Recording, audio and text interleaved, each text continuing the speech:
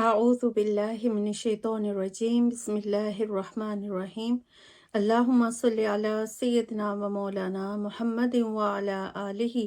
وصحبه وبارك وسلم अस्सलाम वालेकुम वरहमतुल्लाहि वबरकातुहू बिहम्दिल्लाहि ताला। आज हम इरफानुल हिदाया यूके के प्लेटफॉर्म से निकात पजीर सीरत रसूल सल्लल्लाहु अलैहि वसल्लम सीरीज़ के तीसरे सेशन में हाजिर हैं। आज के नशिस्त का उन्वान है नस्ब नबवी सल्लल्लाहु अलैहि वसल्लम और विलादत बासआदत। मुँह छोटा है और बात बड़ी बोल रही हूँ, तारीफ मोहम्मद सल्लल्लाहु अलैहि वसल्लम में ज़ुबां खोल रही हूँ। मैं खोल के लफ्ज़ों के सदफ नो के कलम से नाज़ा हूँ, सआदत के गोहर खोल रही हूँ। अल्लाह रब्बुल इज़्ज़त ने दुनिया में जितने भी रसूल और नबी भेजे वो हर लिहाज से कामिल, अफसल और मुकाम और मर्तबे के हवाले से बेनज़ीर और यकता थे। किसी दुनियादार को उनकी शख्सियत और सीरत पर उंगली उठाने और ऐब जोई की जुर्रत नहीं हो सकती थी। वो देख लेते थे कि जिसने दावाए नबूवत और रिसालत किया है वो हसब नसब के लिहाज से मुअज़्ज़ज़ और मुअश्शरती मनसब के हवाले से काबिल तकरीम है। उसमें कोई ऐसी खामी नहीं जिस पर गिरफ्त की जा सके। वो यकता व बेमिसल, आली पाया, बुलंद अखलाक, बाकिरदार और खूबसूरत और खूब सीरत है, जिसका कोई हम पल्ला और हमसर नहीं है। इसीलिए जितने भी अंबिया कराम इस दुनिया में मबऊस हुए और जितने जलीलुल मर्तबत रसूल तशरीफ लाए वो सब खानदानी और आला हस्ब नसब के मालिक थे। कुदरत ने उन्हें ऐसे बुलंद मर्तबा खानदानों में पैदा फरमाया जिनकी अजमत और फोकियत को उस दौर के लोग न सिर्फ तस्लीम करते थे बल्कि अपने से बरतर और आला समझते थे। हदीस नबवी सल्लल्लाहु अलैहि वसल्लम में है, अल्लाह ताला मुआशरे में से बेहतरीन अफराद ही को नबी बनाकर भेजता था। हज़रत कतादा रदियल्लाहु ताला अन्हु फरमाते हैं, हमें हजूर सल्लल्लाहु अलैहि वसल्लम ने फरमाया, बेशक अल्लाह ताला जब इरादा फरमाता है कि कोई नबी मबऊस फरमाए तो ज़मीन पर सबसे पहले बेहतर जो कबीला है उस पर नज़र फरमाता है और फिर उसके बेहतरीन आदमी को नबी बनाकर मबऊस फरमाता है। यही वजह है कि सरबरे कायनात, फ़ख्रे मौजूदात, साहिब लोलाक, इमामुल अंबिया, नबी आखिरुज़्ज़मा जनाब मोहम्मद सल्लल्लाहु अलैहि वसल्लम की बेइज्जत की बारी आई तो आपको एक ऐसे मुअज़्ज़ज़ घराने में तवल्लुद बख्शा जिसकी शराफत और निजाबत वक़ार और जलाल का सारे अरब में शोहरा था। सब उन खानदान की खूबियों और नेकियों के गीत गाते थे और सबको ये इतराफ़ था कि बनु हाशिम एक ऐसा घराना है जो सखावत और शुजात, इल्म व फजल, तकवा व तहारत, खुलूस व ईसार, अदल व दियानत, इस्तिकलाल और जुरत, सूरत और सीरत, कर्ज़े के हर एतबार से बेमिसाल है। और यह घराना अपने औसाफ के हवाले से पूरे अरब का झूमर है।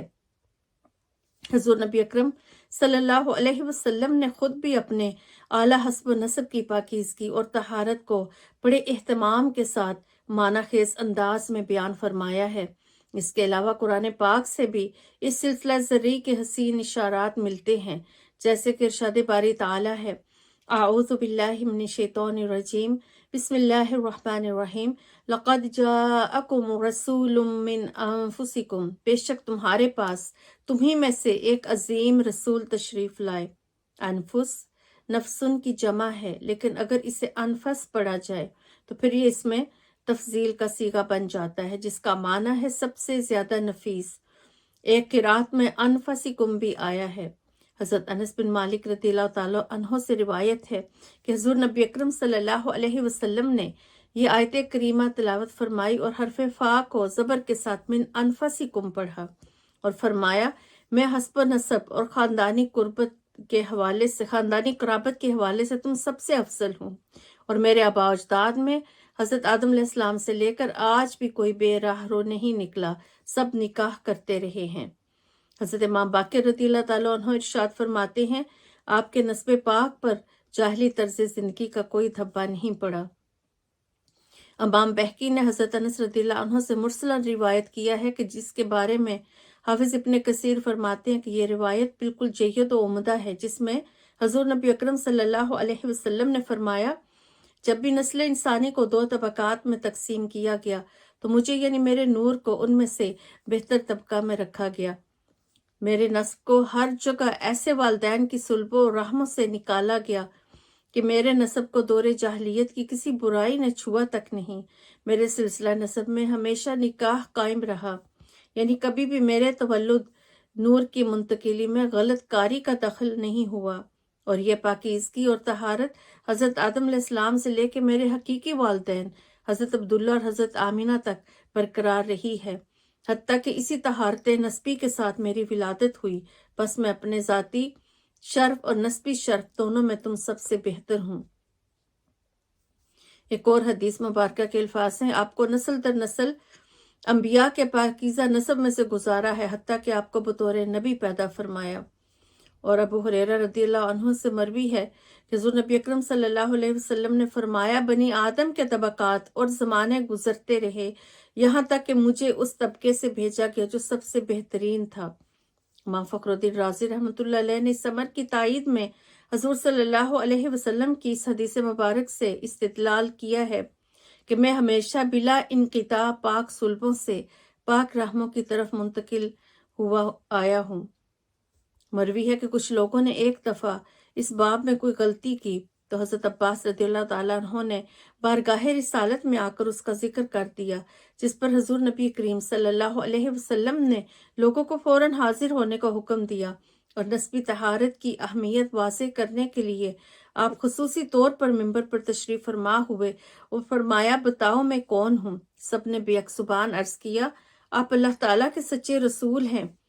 پھر آپ نے فرمایا، میں محمد بن عبداللہ بن عبد المطلب ہوں۔ بے شک اللہ تعالیٰ نے مخلوق کو پیدا کیا، پھر جو بہترین مخلوق تھی مجھے اس میں رکھا، پھر اللہ تعالیٰ نے مخلوق کے اس حصے کو 2 گروہوں میں تقسیم کیا، اور جو بہترین گروہ تھا مجھے اس میں رکھا، پھر اس گروہ کو قبائل میں تقسیم کیا، تو جو سب سے بہتر قبیلہ تھا مجھے اس میں رکھا، پھر اس قبیلے کو گھرانوں میں تقسیم کیا، تو جو سب سے بہترین گھرانہ تھا مجھے اس میں رکھا، سو میں ذات اور گھرانہ دونوں حوالوں سے بہتر ہوں۔ مسند البزار میں اپنے عباس رضی اللہ عنہ سے مروی ہے کہ آپ صلی اللہ علیہ وسلم نے اس موقع پر لوگوں کو اپنا نسب مبارک بیان کرنے کا حکم فرمایا، اور ارشاد فرمایا، ان لوگوں کا کیا حشر ہوگا جو میرے نسب اور اصل میں طعن کرتے ہیں۔ ارشاد فرمایا، بس خدا کی قسم میں ان سب سے اپنی اصل و نسب اور اپنے مقام و منصب ہر 2 اعتبار سے افضل ہوں۔ معلوم ہوا کہ حضور صلی اللہ علیہ وسلم کے نسب مبارک میں آپ کے جملہ آباء اطہار اور امہات طاہرات میں سے کسی پر بھی زبان طعن دراز کرنا اور آپ کی عزت و تکریم کے خلاف کوئی بات کرنا براہ راست حضور صلی اللہ علیہ وسلم پر طعن کے مترادف ہے اور آپ کی ناراضگی کا باعث ہے۔ اس ارشاد سے مقصود یہ تھا کہ میرے نسب مبارک میں طعن ناقابل برداشت ہے۔ جب قدرت نے مجھے ایک منفرد نسب عطا کیا ہے جو چاند کی طرح روشن اور سپیدہ سحر کی طرح اجلا اور پاکیزہ ہے، تو پھر اس کے بارے میں ذرا سا طعن بھی بہت بڑا گناہ ہے۔ حضور نبی اکرم صلی اللہ علیہ وسلم نے اس فرمان سے واضح کر دیا کہ کوئی گھرانہ اور خاندان نسبی طہارت، پاکیزگی اور نورانیت کے حوالے سے ایسا نہیں جو میرے نسب کا مقابلہ کر سکتا ہو۔ یہ وہ سلسلہ عالیہ ہے جس میں خیر ہی خیر ہے، ہر طرف نیکی، شرافت، شریعت مطہرہ کی پابندی اور اخلاق و کردار کی بلندی ہی نظر آتی ہے۔ ہر مخلوق، قوم، گروہ، خاندان اور برادری سے سراپا خیر کو چن لیا گیا ہے۔ اسی لیے ہر دور، ہر جگہ اور ہر طبقے میں وہی لوگ نظر آتے ہیں جو مقبول بارگاہ اعزتی ہیں اور منتخب روزگار ہیں، جن کے سیرت و کردار پر انگلی نہیں اٹھائی جا سکتی۔ حضرت واصلہ بن الاسقا روایت کرتے ہیں کہ حضور نبی اکرم صلی اللہ علیہ وسلم نے فرمایا، بے شک اللہ تعالیٰ نے حضرت ابراہیم خلیل اللہ علیہ السلام کی اولاد میں سے حضرت اسماعیل علیہ السلام کو چنا، اور حضرت اسماعیل علیہ السلام کی اولاد میں سے بنو کنانہ کو چنا، اور بنو کنانہ سے قریش کو چنا، اور قریش سے بنو ہاشم کو چنا، اور بنو ہاشم سے مجھے منتخب فرمایا۔ اسی طرح خوش نصیب بنو ہاشم کے انتخاب اور برگزیدگی کا ذکر ایک اور حدیث میں بھی ہے جو حضرت عائشہ صدیقہ رضی اللہ تعالیٰ عنہا سے مروی ہے۔ فرمایا، آقا علیہ السلام نے فرمایا کہ جبرائیل امین علیہ السلام نے فرمایا، میں نے مشرق و مغرب چھان ڈالے،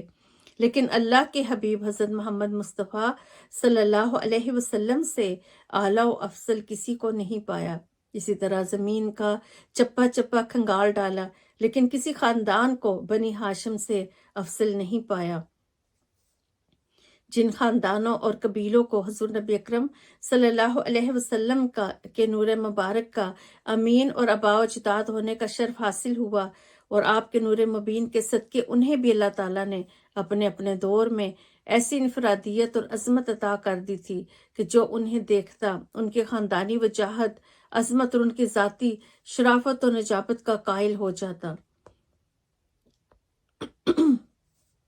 हज़रत नबी अकरम सल्लल्लाहु अलैहि वसल्लम के वालिद ग्रामी हज़रत अब्दुल्ला रज़ियल्लाहु ताला अन्हु से लेकर हज़रत अबूल बशर सैयदना आदम अलैहिस्सलाम तक आपके नसब मुबारक को 3 हिस्सों में तकसीम किया गया है। इल्मुल अंसाब के माहिरीन का कहना है कि नस्ब शरीफा का पहला हिस्सा मुहक्किका है, जिसमें हज़रत अब्दुल्ला से लेकर माद बिन अदनान तक के नाम आते हैं, और ख़ुद नबी अकरम सल्लल्लाहु अलैहि वसल्लम शजरा शरीफ के अस्माए ग्रामी यहाँ तक ही बयान फरमाते थे, और इससे ऊपर बताते थे कि नसब बयान करने वालों ने उसमें झूठ बोला है। हज़रत इब्न अब्बास रज़ियल्लाहु ताला अन्हु रावी हैं, नबी अकरम सल्लल्लाहु अलैहि वसल्लम जब नसब बयान फरमाते तो माद बिन अदनान तक जाकर रुक जाते, आगे का नसबनामा बयान नहीं फरमाते थे। दूसरा हिस्सा माद बिन अदनान से हज़रत इस्माईल बिन हज़रत इब्राहीम अलैहिस्सलाम तक है, लेकिन उस हिस्सा नसब की दरमियानी कड़ियों के बारे में अहले अंसाब और मौरखीन का इख्तिलाफ है। माद से लेकर हज़रत इस्माईल अलैहिस्सलाम तक 30-40 के करीब आबा व अजदाद हैं, लेकिन हतमी तौर पर उनके बारे में कुछ नहीं कहा जा सकता। हाँ, अलबत्ता इसमें कोई शक नहीं कि जनाब इस्माईल और जनाब इब्राहीम अलैहिस्सलाम इस सिलसिला नसब के गुले सरसब्ज़ व मौरिस से आला हैं। उन तक यह पाकीज़ा नसब बिला किसी शक व शुबा के मुंतहा हुआ है। तो इब्राहीम अलैहिस्सलाम से लेकर जनाब आदम अलैहिस्सलाम तक जो नसबनामा है वो तारीख का एक गैर यकीनी बाब है। इसलिए अब हम हुज़ूर सल्लल्लाहु अलैहि वसल्लम के नसब मुबारक की जो दरख्शां तरीन शख्सियत हज़रत इब्राहीम अलैहिस्सलाम हैं, आपके अंबिया कराम के जद्द आला होने का शर्फ हासिल है। आका दो जहां सल्लल्लाहु अलैहि वसल्लम बड़े एहतराम और ज़ौक़ शौक़ के साथ आपका जिक्र फरमाते थे, और हुज़ूर सल्लल्लाहु अलैहि वसल्लम के नस्ब मुताहर के तमाम अफराद फिस्क व फजूर की आलूदगी और कुफ्र और शिर्क की नजासत से महफूज थे। उन्होंने कोई ऐसी हरकत ना की जो उनकी तौहीद को दागदार कर दे। वो सब अपने अपने दौर के तकाज़ों के मुताबिक इंसानी औसाफ और तौहीद के अलमबरदार थे। एक बात की वजाहत करते चले जाएं कि जनाब इब्राहीम अलैहिस्सलाम के वालिद के हवाले से बहुत लोगों का ये शुबा पाया जाता है कि शायद इब्राहीम अलैहिस्सलाम के वालिद आज़र मुशरिक और बुत फरोश थे, और उनकी सारी ज़िंदगी बुत करी और बुत परस्ती में गुजरी और वो जहन्नम का ईंधन बने। तो दरअसल बात यह कि आका अलैहिस्सलाम के आबा में कोई मुशरिक और फासिक व फाजिर नहीं हुआ, और आइमा मुहक्किकीन ने बयान किया है कि आज़र जनाब इब्राहीम अलैहिस्सलाम के वालिद नहीं बल्कि रिश्ते में चचा थे, और आपकी परवरिश भी उन्होंने की थी, और कुरान पाक में उन्हीं को बाप कहा गया है। इस तरह अगर देखा जाए तो हज़रत इब्राहीम अलैहिस्सलाम का चचा आज़र बुत परस्त और मुशरिक था, और आखिरी लम्हात तक वो मुशरिक ही रहा और जहन्नम में गया। लेकिन इब्राहीम अलैहिस्सलाम के असल वालिद जो हैं वो तारिक उनका नाम था, और वो बिल्कुल साहिब ईमान थे। उनके बारे में कोई शक व शुबा नहीं करना चाहिए। और देखा जाए तो हज़रत ईसा अलैहिस्सलाम से लेके हज़ूर नबी अकरम सल्लल्लाहु अलैहि वसल्लम तक कोई नबी मबऊस नहीं हुआ, तो ये वो दौर है जो कि 500 साल के तवील अरसे पर मुहित है, जिसे दौर फितरत कहते हैं। और इस दौर का ये हुक्म है कि कोई शख्स भी उस दौर में कुफ्र और शिर्क में मुलव्वस ना हुआ हो तो उसकी निजात के लिए यही काफ़ी है। तो हुज़ूर सल्लल्लाहु अलैहि वसल्लम के वालिदैन करीमैन इसी दौर फितरत से ताल्लुक़ रखते थे, और उनके बारे में किसी सबूत के बगैर अदम नजात या अदम ईमान की राय कायम करना बड़ी जसारत है, और सिक्का दलाइल से उनका ईमानदार होना साबित है। यहाँ नस्ब नबी की तहारत के बाब में इतना ही जान लेना काफ़ी है कि ज़ुबान नबुवत ने अपने नसब को पाक करार दिया और तफसील से बताया कि उस पाकीज़ा लड़ी में कोई नापाक फर्ज शामिल नहीं हुआ। ये एक मुज़क्का और मुसफ़्फ़ा हलाल और तय्यब सिलसिला है जो आदम अलैहिस्सलाम तक पहुँचता है। और अगर ये फ़र्ज़ कर भी लिया जाए कि हुज़ूर सल्लल्लाहु अलैहि वसल्लम के گرامی قدر والدین شرک کا ارتکاب کرنے والے یا غیر معاہد لوگ تھے تو وہ قرآن پاک کی روح سے نجس قرار پاتے، جبکہ حضور صلی اللہ علیہ وسلم ارشاد فرما رہے ہیں میرا نسب پاک اور مطہر ہے۔ تو اس دعوائے طہارت میں اعتقادی، اخلاقی اور عملی ہر قسم کی طہارت آ جاتی ہے۔ اس لیے ارشادات نبوت کی روشنی میں یہی بات درست ہے کہ وہ ایسی ناپاک آلائشوں سے محفوظ تھے اور ان میں عملی طہارت بھی موجود تھی اور اعتقادی بھی۔ اس لیے اس پہلو سے ان کی ذات پر جو تان جو ہے وہ ارشادات نبوت کی روشنی میں غلط ہے۔ تو نسب نامہ آقا علیہ السلام کا امام بہقی رحمۃ اللہ علیہ نے دلائل النبوہ میں حضرت انس رضی اللہ عنہ سے مروی حدیث نقل کی ہے، جس میں حضور صلی اللہ علیہ وسلم نے اپنے نسب مبارک کی طہارت و پاکیزگی کا ذکر یوں ارشاد فرمایا، میں محمد صلی اللہ علیہ وسلم بن عبداللہ بن عبد المطلب بن ہاشم بن عبد مناف بن قصا بن کلاب بن مرہ بن کعب بن لوئی بن غالب بن فہر بن مالک بن نظر بن کنانہ بن خزیمہ بن مدرکہ بن الیاس بن مدر بن نزار ہوں۔ اس کے بعد فرمایا، جب بھی نسل انسانی کو دو طبقات میں تقسیم کیا گیا تو مجھے یعنی میرے نور کو ان میں سے بہتر طبقہ میں رکھا۔ پھر جب میرے نسب کو ہر جگہ ایسے والدین کے صلبوں اور رحموں میں سے نکالا گیا کہ میرے نسب کو دور جاہلیت کی کسی برائی نے چھوا تک نہیں، میرے سلسلہ نسب میں ہمیشہ نکاح قائم رہا ہے اور کبھی بھی میرے تولد یعنی نور کی منتقلی میں غلط کاری کا دخل نہیں ہوا، اور یہ پاکیزگی حضرت آدم علیہ السلام سے لے کر یہ طہارت و پاکیزگی میرے حقیقی والدین حضرت عبداللہ اور حضرت آمنہ تک برقرار رہی، حتیٰ کہ اسی طہارت نسبی کے ساتھ میری ولادت ہوئی۔ بس میں اپنے ذاتی شرف اور نسبی شرف میں دونوں میں تم سب سے بہتر ہوں۔ ماد بن عدنان تک نسب نامہ نبوی میں کوئی اختلاف نہیں ہے، یہ حصہ مستند طریقے سے ثابت ہے، چونکہ یہاں تک نسب اطہر کو حضور صلی اللہ علیہ وسلم نے خود بیان فرمایا، لہٰذا ہم بھی سنت نبوی کی اتباع میں نسب نامہ نبوی کے باب میں ماد بن عدنان تک تمام اسماء گرامی کا ذکر کرتے ہیں۔ حضور نبی اکرم سیدنا محمد مصطفیٰ صلی اللہ علیہ وسلم عبداللہ، عبد المطلب، ہاشم، عبد مناف، قصا، کلاب، مرہ، کعب، لوئی، غالب، فہر، مالک، نظر، کنانہ، خزیمہ، مدرکہ، الیاس، مزر، نزار، ماد اور عدنان۔ تو اب آئیے دیکھتے ہیں حضرت عبد المطلب، ان کے کیا خصائص تھے۔ آپ کعبۃ اللہ کے خادم متولی تھے، نور محمدی صلی اللہ علیہ وسلم کے امین و وارث، اور امور حج و زیارت کے نگران اور ذمہ دار ہونے کی وجہ سے بڑے ہی جہاں دیدہ اور صاحب معرفت تھے۔ آپ سے اکثر برکات اور فیوز و انوار کا ظہور ہوتا رہتا تھا، اور ان کے عقائد، صائب، نظریات متوازن اور خیالات بڑے ہی پاکیزہ تھے۔ سلیم الفطرت لوگ انہیں سنتے تو ان کی پاکیزگی، حقانیت اور صداقت کے قائل ہو جاتے۔ حضرت عبد المطلب خوشبو سے مہکتے رہتے تھے، ان سے کستوری جیسی بڑی ہی دلاویز خوشبو آتی تھی، اور نور محمدی صلی اللہ علیہ وسلم مقدس پیشانی میں چمکتا رہتا تھا۔ قریش جب بھی قحط میں مبتلا ہوتے تو حضرت عبد المطلب کا ہاتھ پکڑ کر وہ کوہ شبیر پر لے جاتے اور اللہ تعالیٰ کی بارگاہ میں عرض کرتے اور وسیلہ بنا کر آپ کو دعا کرتے، اور انہیں کی برکت سے اللہ تعالیٰ بارش عطا فرماتا۔ حضور صلی اللہ علیہ وسلم کے نور پاک کی برکت اور وسیلے سے پھر کس طرح بارش برستی۔ حضرت عبد المطلب حافظ ابو سعید نیشاپوری نے ابو بکر بن نبی مریم اور سعید بن عمر انصاری کے ذریعے سے اور حضرت قعب الاحبار سے روایت کیا کہ حضور صلی اللہ علیہ وسلم کا نور مبارک حضرت عبد المطلب میں منتقل ہوا، اور وہ جوان ہو گئے تو ایک دن حتیم میں سو گئے، اٹھے تو آنکھوں میں سرما اور بالوں میں تیل لگا ہوا تھا، اور حسن و جمال میں بڑا اضافہ ہو چکا تھا۔ انہیں بڑی حیرت ہوئی۔ ان کے والد انہیں قریش کے کاہنوں کے پاس لے گئے اور سارا ماجرا بیان کیا، تو انہوں نے سن کر کہا کہ اللہ تعالیٰ نے اس جوان کی شادی کا حکم دیا ہے۔ چنانچہ انہوں نے پہلا نکاح قیلہ سے کیا، پھر ان کی وفات کے بعد فاطمہ سے نکاح کیا، تو ان کے نصیب میں نور محمدی صلی اللہ علیہ وسلم آیا، اور ان کے بطن سے حضرت عبداللہ متولد ہوئے۔ حضرت عدی بن نوفل نے حضرت عبد المطلب کو بڑے غرور سے ایک دفعہ طعنہ دیا کہ آپ تمہیں اکڑ دکھاتے ہو، حالانکہ تم اکیلے ہو، تمہاری کوئی اولاد نہیں، تو اللہ تعالیٰ نے پھر انہیں بیٹے عطا فرمائے۔ تو حضرت عبداللہ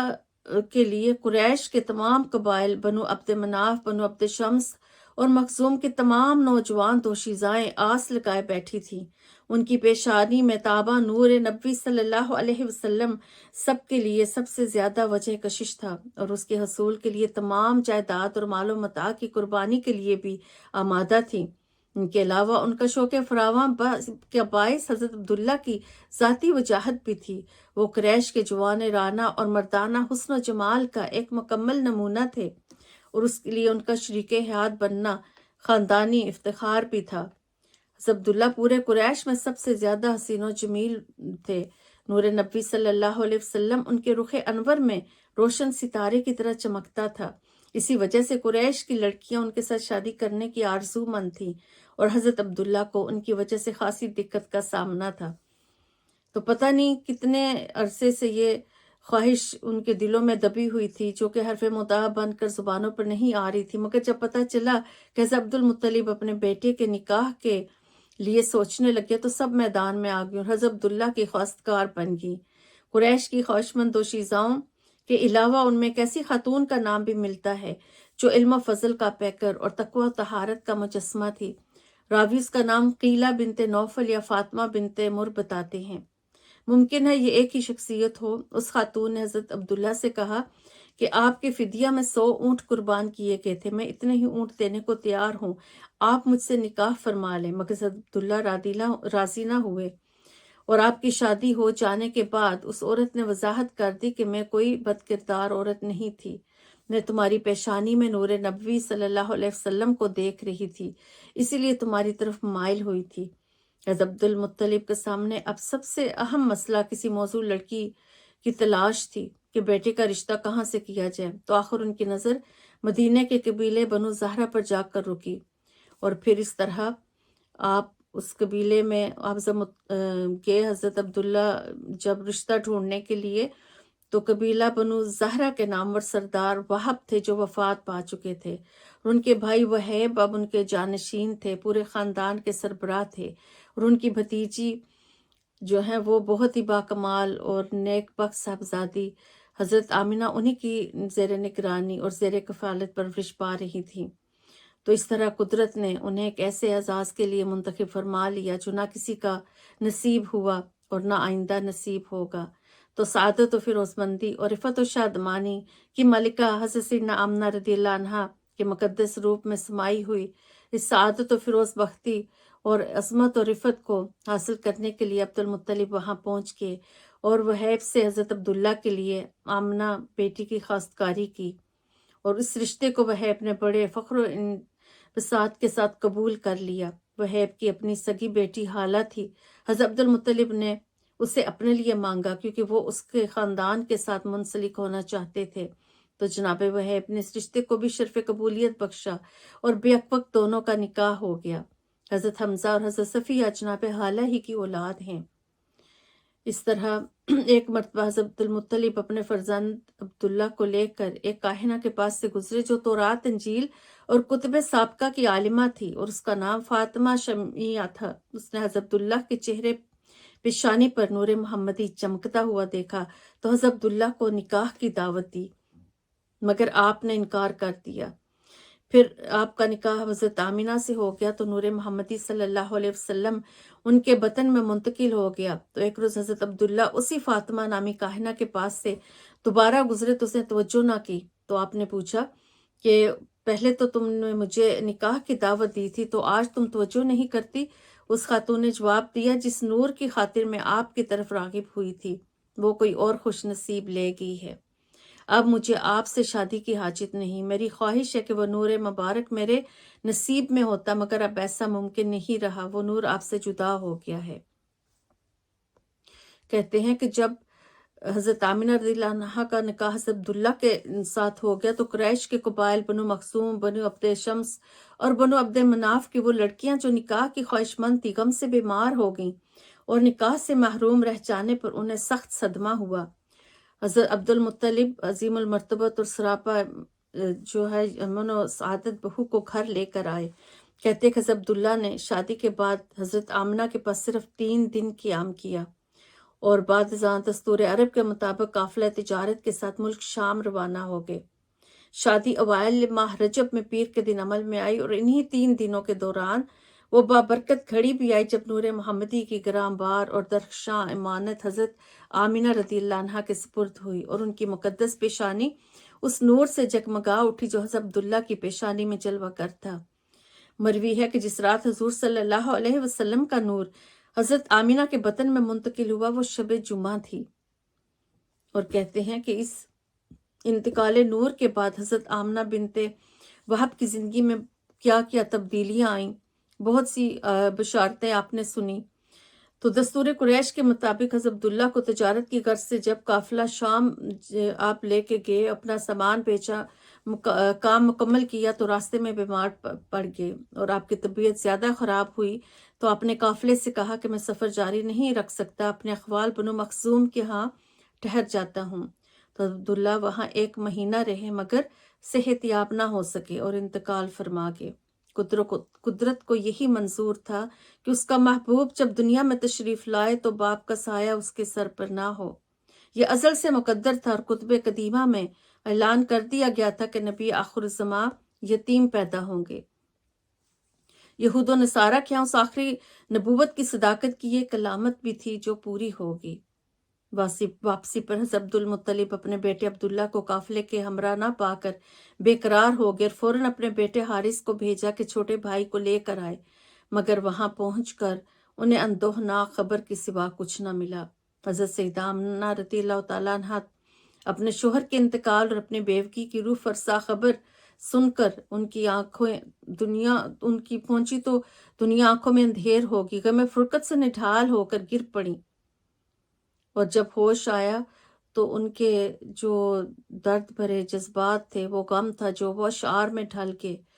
تو ایک شعر جس کا ترجمہ ہے: وادی بطحا کا گوشہ ہاشم کے بیٹے، وجود مسعود اور مترنم آواز سے خاموش اور خالی ہو گیا ہے، اور وہ کفنوں میں لپٹا ہوا دور جا کر قبر میں مقیم ہو گیا ہے۔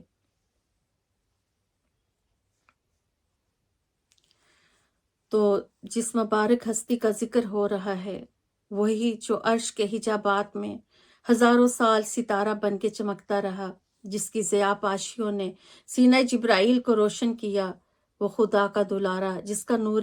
جبیں آدم میں چمکا تو اسے مسجود ملائکہ بنا دیا، وہی جو طوفان کے تھپیڑوں میں نوح کی کشتی کا بادباں تھا، وہی جو آتش کدہ نمرود میں خلیل اللہ کا سہارا تھا، وہی جس کے فیضان کرم نے ننھے اسماعیل ذبیح کو قربان ہو جانے کا حوصلہ بخشا، وہی جو مقدس صلبوں اور پاکیزہ رحموں کو منور کرتا ہوا پہلو آمنہ تک آیا تو نور کی بارشیں ہونے لگی، قدوسیوں نے ملکوتی ترانے گائے، اور آتش کدے سرد پڑ گئے، بت سرنگوں ہو گئے، اور کعبۃ اللہ نے حجرہ آمنہ کو جھانک کر کہا کہ بار الہ تیرا شکر ہے کہ کعبہ بنانے والا آ گیا۔ اللہ تعالیٰ نے نور محمدی صلی اللہ علیہ وسلم کو نور کی صورت میں اس وقت پیدا فرمایا جب کائنات ہست و بود اور عالم رنگ و بو میں کچھ بھی نہ تھا، نہ عرش نہ فرش، عرش سے فرش تک کسی نوری یا مادی کسی چیز کا وجود و نقش و نشان نہ تھا، ابھی نظام کن فیکون کا بھی اجرا نہ ہوا تھا، تو اللہ تعالیٰ نے اپنے شان خلاقیت کا سب سے پہلا مظہر نور محمدی صلی اللہ علیہ وسلم کو بنایا، اور یہی نور نظام خلق و تکوین کا پہلا نقش تھا، تو یہی اللہ تعالیٰ کے پرتو حسن و جمال کا پہلا محل تھا، اور یہی نور توجہ ذات کا پہلا مرکز تھا۔ اس وقت عالم امر و خلق میں سوائے اس نور محمدی صلی اللہ علیہ وسلم کی کچھ بھی نہ تھا۔ اللہ تعالیٰ نے مدتوں تک اسے اپنے حجابات عظمت میں رکھا اور براہ راست اسے اپنے انوار ذات سے پرورش اور تربیت فرمائی، اور پھر طویل زمانوں کے بعد، جن کا عرصہ اور مدت اللہ تعالیٰ کے سوا کوئی نہیں جانتا، جب ارواح انبیاء کی تخلیق عمل میں آئی تو اس وقت نور محمدی صلی اللہ علیہ وسلم کو عالم ارواح میں منتقل کیا گیا، پھر اسے وہیں شرف نبوت سے بہرہ یاب فرما کر ارواح انبیاء کے لیے منبع فیض بنا دیا گیا، اور ارواح انبیاء کو اس نور کی معرفت کرائی گئی، اس سے ان کی نبوت کی تصدیق کروائی گئی، اور اس کے توسط سے انہیں بھی نعمت نبوت سے شرفیاب فرمایا گیا۔ جب انبیاء کرام کو عالم ارواح میں خلت نبوت سے مشرف فرمایا گیا تو اللہ تعالیٰ نے حضور صلی اللہ علیہ وسلم کی نبوت اور رسالت کی تصدیق کرائی اور ان پر ایمان لانے کا پختہ عہد لیا۔ یہ ان کی تقریب حلف نبوت تھی۔ ارشاد باری ہے، اعوذ باللہ من الشیطان الرجیم، بسم اللہ الرحمن الرحیم۔ اے محبوب، وہ وقت یاد کرو جب اللہ تعالیٰ نے تمام پیغمبروں سے عہد لیا کہ جب میں تمہیں کتاب و حکمت سے سرفراز کروں، پھر تمہارے پاس وہ رسول تشریف لائے جو تمہاری کتابوں کی تصدیق فرمائے، تو تم ضرور بالضرور ان پر ایمان لانا اور لازماً ان کی مدد کرنا۔ مزید تاکید کے طور پر فرمایا کہ تم سب انبیاء نے اقرار کیا، اور کیا میرا عہد قبول کر کے یہ بھاری ذمہ داری تم نے اٹھا لی؟ سب انبیاء نے عرض کیا، ہم نے اقرار کر لیا ہے۔ اس پر اللہ تعالیٰ نے فرمایا، تم سب ایک دوسرے پر گواہ بن جاؤ اور میں بھی تمہارے ساتھ گواہ ہوں۔ امام قسطلانی نے آیت جو ابھی جس کا ہم نے ذکر کیا اس کے حوالے سے روایت کیا ہے کہ جب اللہ تعالیٰ نے ہمارے نبی محمد صلی اللہ علیہ وسلم کا نور تخلیق فرمایا تو بعد میں کسی وقت اسے حکم دیا کہ انوار انبیاء یعنی ارواح انبیاء کی طرف متوجہ ہو۔ بس حضور صلی اللہ علیہ وسلم نے انبیاء کی ارواح کو اپنے نور سے ڈھانپ لیا تو انہوں نے عرض کیا، اے رب، ہمیں کس کے نور نے ڈھانپ لیا ہے؟ اللہ نے فرمایا، یہ محمد بن عبداللہ کا نور ہے، اگر تم اس پر ایمان لاؤ گے تو تمہیں نبی بناؤں گا۔ چنانچہ ان سب نے کہا، ہم اس پر اور اس کی نبوت پر ایمان لے آئے۔ پھر اللہ تعالیٰ نے فرمایا، خود تمہارے نبوت محمدی پر ایمان لانے پر میں گواہ ہو جاتا ہوں۔ انہوں نے کہا، ہم اقرار کرتے ہیں۔ اس امر کی طرف قرآن حکیم کی اس ارشاد میں اشارہ ہے کہ جب اللہ نے انبیاء سے یہ وعدہ لیا کہ جب میں تمہیں کتاب و حکمت عطا کروں، پھر تمہاری طرف یہی آخر الزمان رسول آئے جو تمہاری تصدیق کرنے والا ہے، تو تمہیں اس پر ایمان لانا ہوگا اور اس کی مدد کرنی ہوگی، اور اب میں خود تمہارے ساتھ تمہارے اس اقرار پر گواہ ہوں۔ امام عبدالرزاق نے المصنف میں اپنی سند کے ساتھ حضرت جابر بن عبداللہ انصاری رضی اللہ عنہ سے روایت کیا کہ یا رسول اللہ صلی اللہ علیہ وسلم، میرے ماں باپ آپ پر فدا ہو، مجھ کو خبر دیجئے کہ سب اشیاء سے پہلے اللہ تعالیٰ نے کون سی چیز پیدا کی؟ تو آپ نے فرمایا، جابر، اللہ تعالیٰ نے تمام اشیاء سے پہلے تیرے نبی کا نور اپنے نور سے بنایا، یعنی کہ نور الہی اس کا مادہ تھا، بلکہ اپنے نور کے فیض سے پیدا کیا۔ پھر وہ نور قدرت الہیہ سے جہاں اللہ تعالیٰ کو منظور ہوا سیر کرتا رہا۔ اس وقت نہ لوح تھی، نہ قلم، نہ بہشت تھی، نہ دوزخ، نہ کوئی فرشتہ، نہ آسمان، نہ زمین، نہ سورج، نہ چاند، نہ ستارے، نہ جن، نہ انسان۔ تو جب اللہ تعالیٰ نے مخلوق کو پیدا کرنا چاہا تو اس نور یعنی نور محمدی کے 4 حصے کیے۔ ایک حصے سے قلم پیدا کیا، دوسرے حصے سے لوح، اور تیسرے سے عرش، اور پھر چوتھے کے پھر 4 حصے کیے۔ ایک سے حملان عرش کو پیدا کیا، دوسرے سے کرسی، تیسرے سے باقی فرشتے، اور پھر چوتھے کے 4 حصے کیے۔ ایک سے آسمان بنائے، دوسرے سے کرسی، اور تیسرے سے جنت اور دوزخ بنائے۔ نور محمدی صلی اللہ علیہ وسلم کے کائنات میں سب سے پہلے تخلیق کیے جانے اور آپ کو تخلیق آدم سے پہلے بھی شرف نبوت سے بہرہ یاب کیے جانے کے مضامین بہت سی احادیث میں آئے ہیں، جنہیں امام بخاری، امام مسلم اور امام احمد بن حنبل، امام حاکم نے مستدرک میں، امام ترمذی نے سنن میں، امام بہقی نے دلائل النبوہ میں، امام بغوی نے غرض کے بے شمار احادیث میں یہ ذکر ملتا ہے کہ کس طرح آقا دو جہاں صلی اللہ علیہ وسلم کو اللہ تعالیٰ نے سب سے پہلے جو ہے وہ پیدا فرمایا۔ کسی شاعر نے کیا خوب فرمایا، ابھی مٹی نہ کھنکی تھی، ابھی پانی نہ برسا تھا، مگر بزمیں 2 عالم میں تیرے ہونے کا چرچا تھا۔ تو حضرت ابو ہریرہ رضی اللہ عنہ فرماتے ہیں کہ آقا دو جہاں صلی اللہ علیہ وسلم سے صحابہ کرام نے دریافت کیا، یا رسول اللہ صلی اللہ علیہ وسلم فرمائیے آپ کے لیے نبوت کب واجب اور ثابت کر دی گئی تھی؟ تو حضور صلی اللہ علیہ وسلم نے فرمایا، اس وقت جب ابھی آدم علیہ السلام روح اور جسم کے درمیان تھے، یعنی ابھی ان کی تخلیق عمل میں بھی نہیں آئی تھی۔ تو اس طرح حضور صلی اللہ علیہ وسلم کو ساری کائنات سے پہلے شرف نبوت سے اس وقت ہمکنار کیا گیا جبکہ ابھی آدم علیہ السلام کی تخلیق بھی عمل میں نہ آئی تھی۔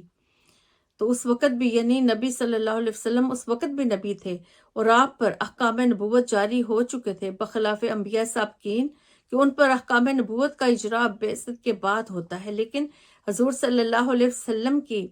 نبوت ما احکام تخلیق آدم سے پہلے واقع ہوئی۔ ایک اور شاہ ولی اللہ محدث دہلوی اسی حدیث کے تحت فرماتے ہیں، میں نے حضور صلی اللہ علیہ وسلم سے ان کے ارشاد کہ میں اس وقت بھی نبی تھا جب آدم علیہ السلام پانی اور مٹی کے خمیر میں تھے، روحانی طور پر سوال کیا تو حضور صلی اللہ علیہ وسلم کی روح طیبہ میری روح پر اس صورت مثالی کے ساتھ جلوہ گر ہوئی جس میں وہ عالم اجسام میں آنے سے پہلے موجود تھی، اور اس کا فیضان عالم مثال میں تخلیق آدم سے بھی پہلے جاری تھا۔ حضور صلی اللہ علیہ وسلم کو اس عالم میں بھی ظہور تام حاصل تھا۔ حضور صلی اللہ علیہ وسلم نے فرمایا، میں اللہ کے ہاں اس وقت خاتم النبیین لکھا جا چکا تھا جبکہ آدم علیہ السلام ابھی اپنے خمیر سے پہلے مٹی میں تھے۔ تو اسی طرح حضور صلی اللہ علیہ وسلم نے فرمایا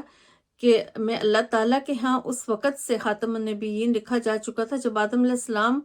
ابھی خمیر سے پہلے حالت میں تھے، اور میری نبوت کے بارے میں پہلی خبر ابراہیم علیہ السلام، یعنی کہ میں ابراہیم علیہ السلام کی دعا ہوں، اور آپ نے فرمایا میں عیسیٰ علیہ السلام کی بشارت ہوں، اور اس کے علاوہ میری والدہ کا میں وہ خواب تھا جو انہوں نے میری ولادت سے پہلے دیکھا تھا۔ انہوں نے میری ولادت کے وقت دیکھا کہ ان سے ایک نور نکلا جس کے سبب شام کے محلات روشن ہو گئے۔ ایک اور حدیث ہے حضرت ابو ہریرہ رضی اللہ عنہ سے مروی، حضور نبی اکرم صلی اللہ علیہ وسلم نے ایک بار حضرت جبرائیل امین سے دریافت فرمایا، جبرائیل تمہاری عمر کتنی ہے؟ تو حضرت جبرائیل امین نے عرض کیا، آقا عمر کا تو مجھے صحیح اندازہ نہیں، لیکن اتنا یاد ہے کہ ساری کائنات کے پیدا ہونے سے پہلے اللہ تعالیٰ کے حجابات عظمت میں سے چوتھے پردہ عظمت میں ایک نورانی ستارہ چمکا کرتا تھا۔ وہ ستارہ 70,000 سال کے بعد ایک مرتبہ طلوع ہوتا تھا، اور آقا میں نے اپنی زندگی میں وہ نورانی ستارہ 72,000 مرتبہ دیکھا ہے۔ اس پر آقا علیہ السلام تبسم کناور فرمانے لگے، جبرائیل مجھے اپنے رب ذوالجلال کی عزت کی قسم وہ چمکنے والا ستارہ میں ہی ہوں۔ اسی طرح امام حسین رضی اللہ عنہ اور انہوں نے اپنے والد حضرت علی سے نقل فرمایا کہ حضور صلی اللہ علیہ وسلم نے فرمایا،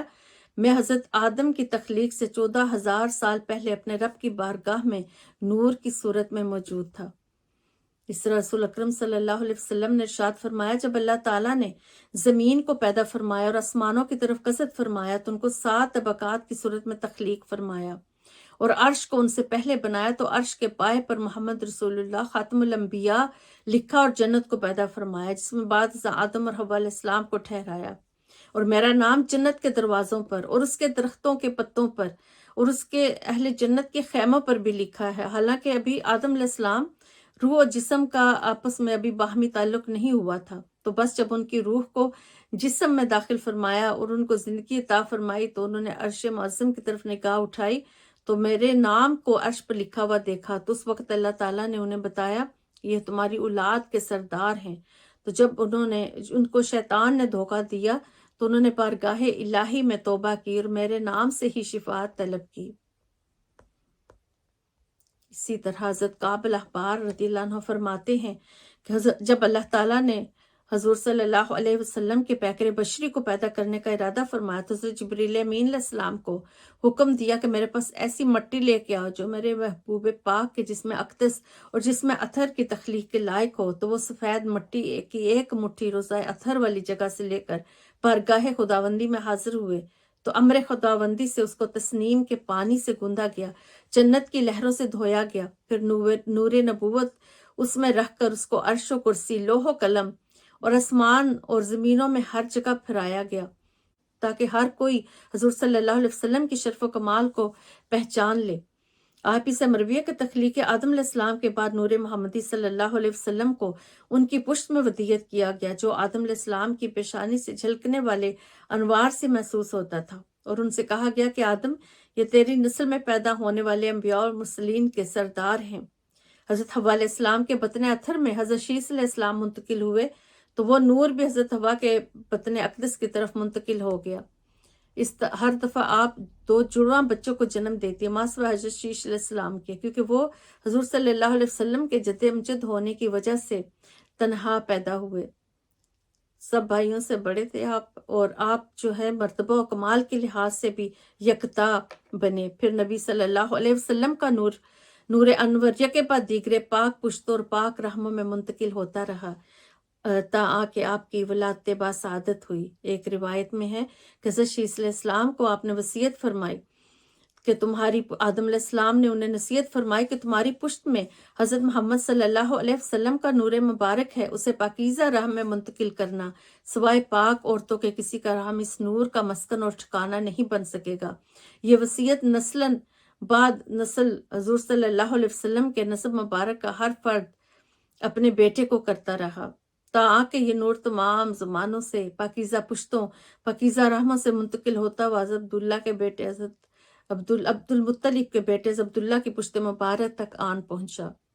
وہ نور محمدی صلی اللہ علیہ وسلم جسے کائنات کے وجود اول کے طور پر باری تعالیٰ نے ہر شے سے قبل تخلیق فرمایا، پھر اس نور مقدس سے عالم ارواح میں ارواح انبیاء فیض ہوتی رہیں، پھر اس نور مقدس سے عالم ارواح میں ارواح انبیاء فیضیاب ہوتی رہیں، اور جب سلسلہ بشریت کا آغاز ہوا تو اس نور محمدی صلی اللہ علیہ وسلم کو سیدنا آدم علیہ السلام کی پشت مبارک میں بطور امانت رکھ دیا گیا۔ یہاں سے اس عظیم نور کو عالم ملکوت سے عالم بشریت میں منتقل کر دیا گیا، اور اس کا ناسوتی سفر شروع ہوا جو حضرت آمنہ رضی اللہ تعالی عنہا کے مبارک گود پر آ کر ختم ہوا۔ حضور صلی اللہ علیہ وسلم وہ کتنی بڑی رحمت ہے ہمارے لیے۔ کسی نے کیا خوب کہا، وہ دو عالم کی رحمت ہیں، کسی عالم میں رہ جاتے، یہ ان کی مہربانی ہے کہ یہ عالم پسند آیا۔ تو حضرت آمنہ رضی اللہ تعالیٰ عنہ فرماتی ہیں، اس نور نبوت کی جب میں امین قرار پائی تو عرصہ دراز تک مجھے احساس تک نہ ہوا کہ میرے جسم میں ایک نیا وجود پرورش پا رہا ہے، اور میں کچھ عرصہ بعد ماں بننے والی ہوں۔ خواتین جنس تغیرات سے دوچار ہوتی ہیں، میں ان سے بالکل محفوظ ہو گئی۔ میں بار بار ہو گئی تھی، لیکن اول سے آخر تک میں نے کوئی دقت اور مشقت محسوس نہ کی، بلکہ لطافت و سہولت کا یہ عالم تھا کہ اس عظیم امانت کا علم ہی نورانی بشارات کے ذریعے ہوا، پہلے اس کا پتہ ہی نہ چل سکا۔ اس طرح آپ فرماتی ہیں کہ سونے اور جاگنے کی کیفیت کے درمیان کوئی آنے والا فرشتہ آیا اور اس نے کہا، کیا آپ کو علم ہے کہ آپ اس امت کے سردار اور اس امت کے سردار اور نبی کی والدہ بننے والی ہیں؟ حضرت آمنہ رضی اللہ عنہ فرماتی ہے، جس روز سے نور محمدی عطا ہوا اسی روز سے بشارات اور روایات کا تانتا بن گیا۔ ان کو قدم قدم پر رہنمائی ملنے لگی تاکہ وہ آگاہ ہو جائیں کہ وہ آنے والی جو وجود مسعود کسی معمولی ہستی کا نہیں، یہاں تک کہ ان کا اسم گرامی تک بتا دیا گیا، اور یہ بھی کہ زمین و آسمان کی کائنات میں ان کا کیا مقام ہے۔ آپ فرماتی ہیں کہ میرے پاس آنے والا ایک فرشتہ آیا، اس نے ہدایت کی، جب اس کی ولادت ہو جائے تو یہ دعا پڑھنا کہ میں اسے ہر حاسد و بدخواہ کے شر سے اللہ وحدہ لا شریک کی پناہ اور حفاظت میں دیتی ہوں۔ پھر اس کا نام محمد رکھنا، کیونکہ ان کا نام تورات و انجیل میں احمد ہے، اور زمین اور آسمان والے سب ان کی تعریف کریں گے۔ قرآن میں ان کا نام محمد ہے، اور قرآن ان کی کتاب ہوگی۔ یہ ایک منفرد نورانی ولادت تھی جس میں عجیب واقعات اور انوار و تجلیات کے ساتھ حسین و جمیل بہشتی خواتین کا بھی ظہور ہوا، جنہیں حور عین کہتے ہیں۔ ان کے ہمراہ حضرت آسیہ رضی اللہ عنہا، حضرت مریم رضی اللہ عنہا بھی تشریف لائیں، اور جشن ولادت میں شرکت کے ساتھ اپنی موجودگی سے حضرت آمنہ کو دلاسا دیا اور باور کروایا کہ وہ ایک بہت ہی عظیم اور بے مثال ہستی کی ماں بننے کا شرف حاصل کرنے والی ہیں۔ حضرت آمنہ کا اپنا بیان ہے، میں نے کھجور کی طرح لمبی خواتین کو دیکھا جیسے قبیلہ عبد مناف کی عورتیں ہوتی ہیں، انہوں نے مجھے اپنے گھیرے میں لے لیا، میں نے ان سے زیادہ روشن چہرے والی خوبصورت عورتیں نہیں دیکھیں۔ ان میں سے ایک آگے بڑھی اور میں نے اس کے ساتھ ٹیک لگا دی، پھر دوسری آگے بڑھی، اس نے پینے کے لیے ایک پاکیزہ مشروب پیش کیا جو دودھ سے زیادہ سفید، برف سے زیادہ ٹھنڈا اور شہد سے زیادہ میٹھا تھا۔ بڑے پیار سے بولی، پیو، میں نے پی لیا۔ حضرت آمنہ فرماتی ہے، میرے استفسار پر انہوں نے مجھے نام حضرت آسیہ اور مریم بتائے، اور ان کے ساتھ جنتی حوریں تھیں۔ اس ساعت سعید میں سارا گھر بقائے نور بن گیا۔ انوار و تجلیات نے نہ صرف اس مکان کو بلکہ کائنات کو بھی اپنے گھیرے میں لے لیا، اور ہر چیز چاندنی میں نہا گئی۔ اس موقع پر نہ صرف کائنات ہی نہیں بلکہ ساکنان عرش بھی حرکت میں آ گئے۔ ہر شے رقصاں تھی، ہر طرف دھوم مچی ہوئی تھی کہ اس نور کا ظہور ہونے والا ہے جو ظلمتوں کو اجالوں اور تاریکیوں کو روشنیاں عطا کرے گا۔ دلوں کو انوار اور نگاہوں کو بصیرتیں بخشے گا۔ وہ بے مثال ہوگا، وہ با کمال ہوگا، نہ اس جیسا کوئی ہوا ہے اور نہ اس جیسا کوئی ہوگا۔ نبی اکرم صلی اللہ علیہ وسلم کی ولادت کے وقت حضرت ام عثمان فاطمہ بنت عبداللہ الثقیفہ فرماتی ہیں کہ میں ان کے پاس موجود تھی۔ میں نے عجیب ایمان افروز مشاہدات جو ہے وہ کہتی ہیں کہ میں نے دیکھے نبی اکرم صلی اللہ علیہ وسلم کی جب ولادت ہوئی تو لگتا تھا ہر شے نور میں ڈوب گئی، گویا کائنات میں نور کا سیلاب آ گیا تھا۔ اجرام سماوی زمین کی طرف جھک رہے تھے جیسے اسے بوسہ دینا چاہتے ہوں، اور یہ انقلاب صرف احساس نہ تھا بلکہ حقیقت کی نمود تھی۔ اسی طرح حضرت آمنہ رضی اللہ عنہا فرماتی ہیں کہ جب میں نے حضور کو جنم دیا تو اس وقت ایسے لگتا تھا میں نے ہر چیز میں جس کو بھی دیکھا اس میں نور پایا اور ستارے قریب ہوتے جا رہے تھے، حتیٰ کہ میں سوچنے لگی یہ مجھ پر گر پڑیں گے۔ پھر جب میں نے انہیں جنم دیا تو ان سے نور نکلا جس سے گھر اور سب در و دیوار منور ہو گئے، ہر طرف نور ہی نور دکھائی دینے لگا، اور ولادت کے وقت میں نے محسوس کیا کہ ایک نور مجھ سے خارج ہوا ہے جس کی روشنی میں نے شام کے محلات بھی دیکھ لیے۔ آپ وقت ولادت بالکل پاک و صاف تھے۔ فرماتی ہیں میں نے دیکھا نور کا ایک شعلہ مجھ سے جدا ہوا، اس سے پوری زمین روشن ہوگی، اور میں نے 3 گڑے ہوئے جھنڈے دیکھے، ایک جھنڈا مشرق میں گڑا ہوا تھا، ایک مغرب میں، اور ایک کعبہ معظمہ کی چھت پر لہرا رہا تھا۔ اسی طرح ابن سعد اور ابن ساکر نے ابن عباس سے روایت کیا کہ حضرت آمنہ نے فرمایا میں حاملہ ہوگی، لیکن حمل کے دوران میں نے ابتدا سے ولادت کے آخری لمحات تک کوئی مشقت محسوس نہ ہوئی، اور جب آپ صلی اللہ علیہ وسلم کا تولد ہوا تو ساتھ ہی ایک نور بھی نکلا جس سے مشرق و مغرب کے درمیان کی ساری فضا روشن ہوگی،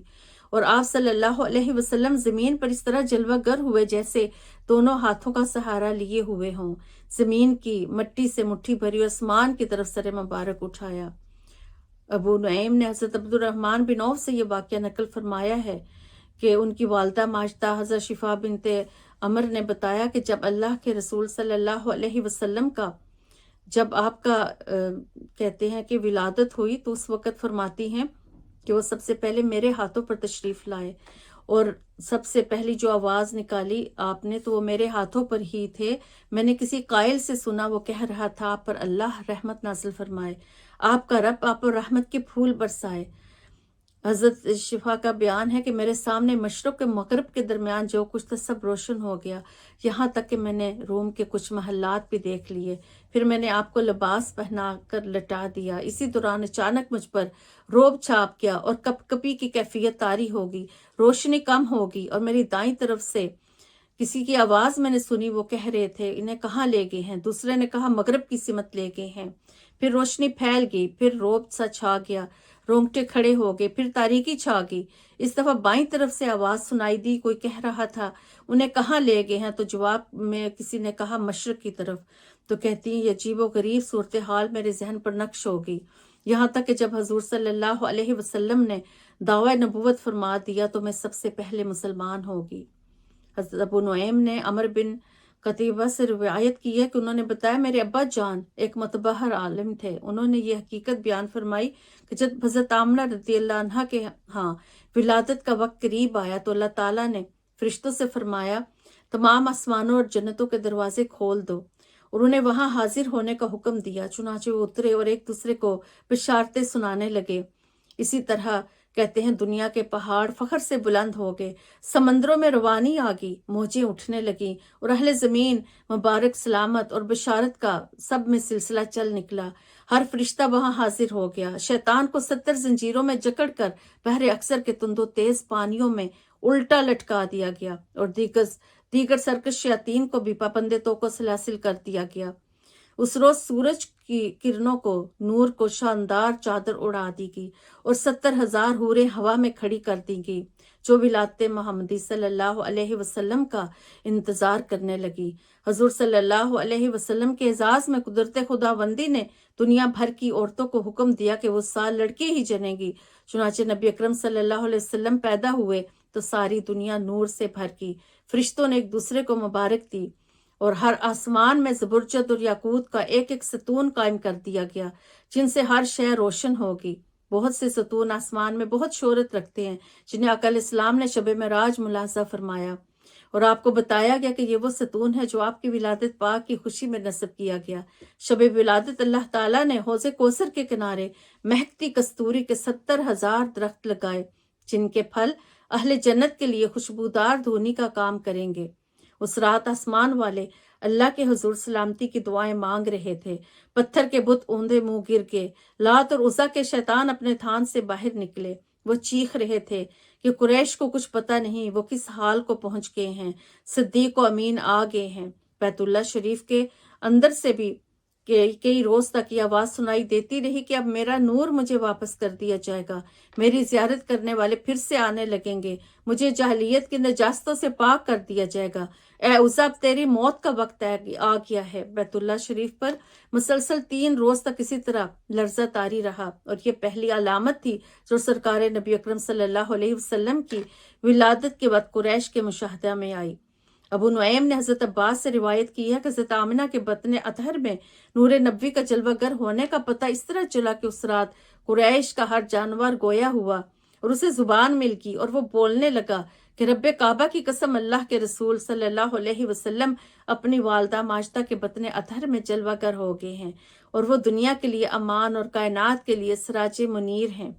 قبائل عرب میں جو کاہن عورتیں تھیں ان کے مسخر جنات اس رات ان کے پاس آنے سے قاصر رہے۔ کاہنوں کا علم چھین لیا گیا، دنیا بھر میں بادشاہوں کے تخت الٹ دیے گئے اور وہ خود گونگے ہو گئے، اس روز بات تک نہ کر سکے۔ بشارات دینے کے لیے مشرق کے جانور مغرب کی طرف دوڑے، اسی طرح سمندر کی مخلوق نے بھی ایک دوسرے کو خوشخبری سنائی۔ زمین و آسمان میں ندا دی گئی کہ خوش ہو جاؤ، برکتوں اور رحمتوں والے ابو القاسم نبی المحترم صلی اللہ علیہ وسلم کی تشریف آوری کا وقت قریب آ گیا ہے۔ تو اس طرح آقا دو جہاں صلی اللہ علیہ وسلم جب تشریف لائے تو فرماتی ہیں حضرت آمنہ رضی اللہ عنہا کہ حمل مبارک میں بھی آپ کے تشریف لانے سے پہلے جب 6 ماہ گزرے تو مجھے نے خواب میں دیکھا ایک ہستی تشریف لائی، اور انہوں نے کہا کہ آمنہ تو اس دنیا کی افضل ترین ہستی کی ماں بننے والی ہے، جب وہ متولد ہوں تو ان کا نام محمد رکھنا۔ تو فرماتی ہیں کہ مجھے کوئی بھی اس قسم کی گھبراہٹ یا جو کیفیت عورتوں پہ طاری ہوتی ہے وہ نہیں ہوئی، بس ایک میں نے دیکھا کہ سفید پرندے جیسی کوئی چیز میرے سینے پر مل دی گئی ہے، اس سے میرا خوف جاتا رہا، اور اس وقت میں پیاس محسوس کر رہی تھی۔ اچانک دودھ کی طرح سفید مشروب میرے سامنے پیش کیا گیا جو میں نے پی لیا، جس سے ہر چیز منور ہوگی، اور پھر اس طرح لگتا تھا مجھ سے جیسے نور پھوٹ رہا ہے۔ اور پھر فرماتی ہیں کہ اچانک جب آپ پیدا ہوئے تو میں نے دیکھا کہ زمین و آسمان کے درمیان میں ریشمی لباس دیکھا، کسی نے کہا نومولود مبارک کو لے لو اور لوگوں کی نگاہوں سے چھپا دو۔ پھر میں نے دیکھا وہ چاندی کی سراہیاں لے کر ہوا میں کھڑے ہو گئے، پرندوں کی ایک ڈار دیکھی، انہوں نے میرے مکان کو ڈھانپ لیا، انہوں نے عجیب و غریب پرندوں کی چونچیں زبرجد اور یاقوت کی تھیں۔ اللہ پاک نے میری نگاہوں سے حجابات اٹھا دیے، میں نے مشرق و مغرب کو دیکھ لیا اور میں نے دیکھا کہ 3 جھنڈے، ایک مشرق ایک مغرب اور تیسرا کعبہ کی چھت پر تھا۔ تو فرماتی ہیں جب تولد کا عمل مکمل ہوا تو میں نے بے مثل نومولود کو دیکھا، آپ حالت سجدہ میں تھے اور آپ کی انگلی اوپر اٹھی ہوئی تھی جیسے کوئی نہایت خشوع و خضوع کے ساتھ دعا کر رہا ہو۔ پھر میں نے سفید بادل دیکھا، وہ نیچے اترا اور نومولود کو چھپا لیا اور میری نظروں سے غائب ہو گیا۔ میں نے کسی کی آواز سنی، وہ ندا دے رہا تھا محمد کو مشرق و مغرب کی سیر کراؤ اور سمندروں میں بھی لے جاؤ تاکہ سب ان کے نام و ذات و صفات کو پہچان لے اور جان لے کہ ان کا نام ماہی بھی ہے، یعنی مٹانے والا۔ یہ اپنے وقت میں شرک کی تمام نشانیوں کو مٹا ڈالیں گے۔ اور اس کے بعد اچانک وہ میری نگاہوں کے سامنے ظاہر ہوئے۔ اس وقت وہ سفید صوف کے لباس میں ملبوس تھے، نیچے سبز ریشم بچھا ہوا تھا، آبدار موتی سے بنی ہوئی 3 چابیاں ان کی مٹھی میں تھیں۔ کوئی کہہ رہا تھا محمد صلی اللہ علیہ وسلم نے فتح و نصرت، نبوت اور ہواؤں کی چابیوں پر قبضہ کر لیا ہے۔ پھر دوسرا بادل نمودار ہوا، اس سے گھوڑوں کے ہنہنانے اور پروں کے پھڑپھڑانے کی آوازیں آ رہی تھی۔ اس بادل مبارک میں سے کسی نے کہا مبارک ہو، حضرت محمد مصطفیٰ صلی اللہ علیہ وسلم نے پوری دنیا پر قبضہ کر لیا ہے اور ساری مخلوق ان کی غلامی میں آ گئی ہے۔ پھر میں نے 3 اشخاص دیکھے، ایک کے ہاتھ میں چاندی کی سراہی تھی، دوسرے کے ہاتھ میں سفید ریشم کا ٹکڑا تھا، اور اس نے کھولا اور اس میں سے ایک مہر نکالی جس کی چمک دمک سے دیکھنے والوں کی آنکھیں چندی آ گئیں۔ تو کہتے ہیں کہ انہوں نے اس سراہی کے پانی سے 7 مرتبہ اسے دھویا، پھر سرکار دو عالم صلی اللہ علیہ وسلم کے دونوں کاندھوں کے درمیان مہر لگا دی اور انہیں ریشم کے پارچہ میں لپیٹ دیا، اور پھر انہیں اٹھا کر کچھ دیر کے لیے اپنے پروں کے اندر چھپا لیا، اور پھر انہیں میرے سپرد کر دیا۔ تو اس طرح ولادت کی رات وہ سہانی، وہ نورانی ساتھ تھی جب کائنات میں مانوی انقلاب کا آغاز ہوا، اور نور کا ٹھاٹھے مارتا ہوا سمندر پوری کائنات میں موجزن تھا۔ نوری اجرام چھک چھک کر اس نوری تموج میں اضافہ کر رہے تھے، اور فرشتے جھانک جھانک کر اپنے اشتیاق دیدار اور شوق فراواں کا مظاہرہ کر رہے تھے کہ کب وہ نور کا پیکر جلوہ بار ہو اور فرشتوں کے امیر اسے لے کر دیدار عام کرائیں اور کائنات کو زیارت کا شرف بخشیں۔ اس طرح یہ تمام آپ کی آمد پہ جو بھی استاروں کا چھکنا، انوار کا چمکنا، محلات شام و بصرہ کا نظر آنا کوئی استعارہ، مبالغہ یا واقعے کی تخیلاتی تصویر نہیں۔ ایسا سوچنا مقام ختم مرتبت اور شان محبوبیت کبریٰ کو نہ سمجھنے کے مترادف ہے۔ تو اس طرح کس آپ صلی اللہ علیہ وسلم کے آنے سے کائنات کے بادشاہ، انسانیت کے محسن، تاجدار ارض و سما، محبوب رب العالمین اور نبی آخر الزمان صلی اللہ علیہ وسلم کی تشریف آوری سے غیر مرئی جہاں میں خوشی اور نور کی لہر دوڑ گئی، اور اس میں غیر معمولی تموج پیدا ہو گیا، اور اہل نظر نے حضور صلی اللہ علیہ وسلم کی قرب کی برکت سے اسے دیکھ لیا۔ تو اس طرح یہ حقیقت ہے، اور آقا دو جہاں صلی اللہ علیہ وسلم سب کا اس پہ اتفاق ہے، متقدمین اور متاخرین کا، کہ آپ کی ولادت باسعادت پیر 2 کے روز ہوئی، اور آپ صلی اللہ علیہ وسلم 12 ربیع الاول عام الفیل، اس پہ سب کا اجماع ہے، اور اس وقت طلوع صبح صادق کے فوراً بعد آپ کا ظہور پر نور ہوا، اور اس وقت مکہ معظمہ میں صبح صادق کا وقت طلوع 4:20 پر ہوا تھا۔ اور اس طرح آقا دو جہاں صلی اللہ علیہ وسلم جب تشریف لائے تو کہتے ہیں کہ تمام کعبہ میں جو بت تھے وہ اوندے منہ گر پڑے، ایسے لگتا تھا جیسے کسی نے انہیں زمین پر پٹک دیا ہو، اور ساتھ ہی دیوار کعبہ سے ایک دلکش آواز آئی، وہ مختار و مصطفیٰ پیدا ہو گئے، کفار جن کے ہاتھوں شکست کھائیں گے۔ تو اس طرح حضرت آمینہ رضی اللہ عنہا نے وہ جو بھی عجائبات دیکھے، جو ہدایات و بشارات تھی، وہ سب حضرت عبد المطلب کو بتا دیے، اور آپ اس عطائے ربانی پر مجسم شکر بن گئے، اور اظہار شکر کے لیے آپ حضور صلی اللہ علیہ وسلم کو کعبۃ اللہ لے گئے، اور رب کے حضور جھکے، تشکر کے آنسوؤں کا نذرانہ پیش کیا، اور پھر آپ کو گھر لے آئے۔ اور اس وقت حضرت موسیٰ علیہ السلام کو جو اللہ تعالیٰ نے آقا علیہ السلام کی تشریف آوری کے وقت سے آگاہ فرما دیا تھا، اور موسیٰ علیہ السلام نے اپنی قوم کو بتا دیا تھا کہ جب فلاں ستارہ اپنی جگہ سے حرکت کرے گا تو وہ ظہور نبی مکرم صلی اللہ علیہ وسلم کی ولادت کا وقت ہوگا، اور یہ آگہی وصیت علماء بنی اسرائیل نسل در نسل دیتے چلے آ رہے تھے۔ یہی وجہ کہ جس صبح ولادت باسعادت ہوئی، علماء یہود کے صفوں میں ہلچل مچ گئی، اور وہ بے قرار ہو کر گلی کوچوں میں گھومنے اور پوچھنے لگے کہ آج کس کے گھر بچہ پیدا ہوا ہے۔ انہوں نے دھوم مچا دی کہ وہ نچن طلوع ہو گیا، جس کی موسیٰ علیہ السلام نے خبر دی تھی، وہ محمد مصطفیٰ صلی اللہ علیہ وسلم پیدا ہو گئے۔ ایک یہودی راہب ملک شام سے آ کر مر زہران میں آباد ہو گیا تھا، وہ علم و فضل کا پیکر اور کتاب سماوی کا عالم تھا، تو وہ کہتے ہیں کہ اہل مکہ عنقریب تمہارے اندر ایک بچہ پیدا ہوگا، عالم عرب اس کی اطاعت کرے گا، اور عجم پر اسے غلبہ ہوگا، اس کے ظہور کا زمانہ قریب ہے، جو اسے پا لے گا اطاعت کرے گا، اور جو کامیاب رہے گا، اور جو مخالفت کرے گا وہ خائب، خاسر اور نامراد ہوگا۔ تو جب حضرت عبد المطلب بھی اس کی باتوں سے بڑے متاثر تھے،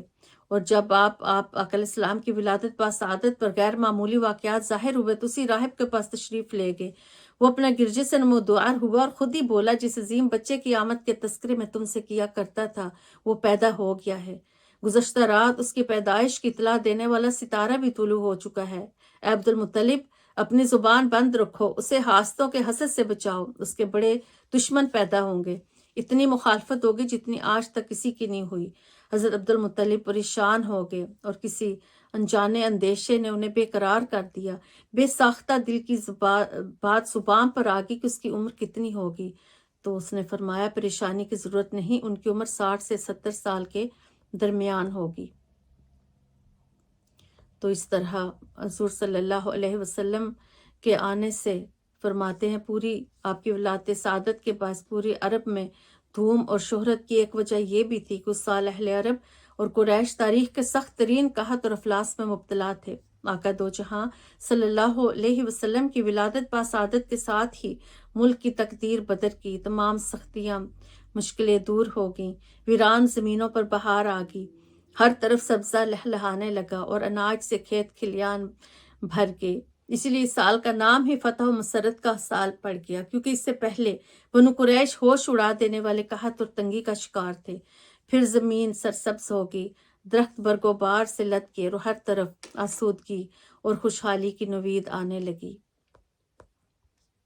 انہی کے نور سے روشن ہے جادائے ہستی، انہی کی ذات کو عکس کتاب کہتے ہیں۔ اس کے ساتھ ہی اجازت چاہوں گی، وما علینا الا البلاغ۔